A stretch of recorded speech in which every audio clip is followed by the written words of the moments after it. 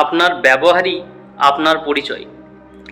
এটা আমরা প্রায় পড়ে থাকি, বিভিন্ন জায়গায় লেখা থাকে। আমরা সবাই জানি যে আমাদের ব্যবহার হলো আমাদের আসল পরিচয়, কিন্তু বাস্তবেও কি এই কথাটা যুক্তিপূর্ণ বা মানুষ কি মেনে চলে? প্রথম কথা, আপনার ব্যবহারই আপনার পরিচয়, এই কথাটা যথেষ্ট যুক্তিপূর্ণ। যদি আপনার ব্যবহার ঠিক না থাকে মানুষের সঙ্গে, তাহলে আপনার পরিচয়টাও খারাপ হয়ে যাবে। আপনার নাম কি, আপনি কেমন দেখতে, এগুলো কোনো ম্যাটার করে না। আপনি মানুষের সঙ্গে কেমন ব্যবহার করেন, এগুলো ম্যাটার করে। ওই জন্যই তো বলে আপনার ব্যবহারই আপনার পরিচয়। দ্বিতীয় কথা, এই কথাটা কতটা যুক্তিপূর্ণ এবং এটা কি সবাই মানে?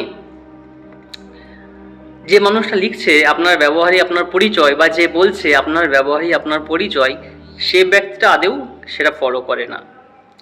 প্রত্যেকটা মানুষ চায় আমার সঙ্গে সবাই ভালো ব্যবহার করুক, কিন্তু একটা কথা মানুষ ভুলে যায় যে আমি মানুষের সঙ্গে যেমন ব্যবহার করব, অপরপক্ষের ব্যক্তিটাও আমার সঙ্গে সেই মতোই ব্যবহার করবে, এবং নিজে সামনের ব্যক্তিটাকে খোঁচিয়ে দেয় এবং সামনের ব্যক্তির থেকে আশা করে যে সে মধুর মতো মিষ্টি মিষ্টি ভাষা পাবে, কিন্তু সেটা কখনোই হতে পারে না।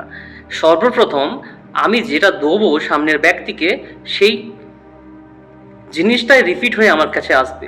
প্রত্যেক ক্রিয়ারই একটি বিপরীত প্রতিক্রিয়া আছে। এটা আমরা নিউটনের তৃতীয় গতিসূত্রে পড়েছি। বাস্তবে ঠিক তাই হয়। আমি মানুষের সঙ্গে খারাপ ব্যবহার করব আর আমি ভালো ব্যবহার পাবো, এটা কখনোই হতে পারে না।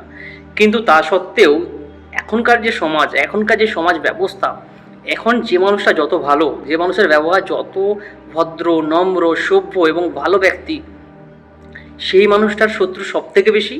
দ্বিতীয় কথা, সে মানুষের সঙ্গে খারাপ আচরণ, খারাপ ব্যবহার সব থেকে বেশি হয়।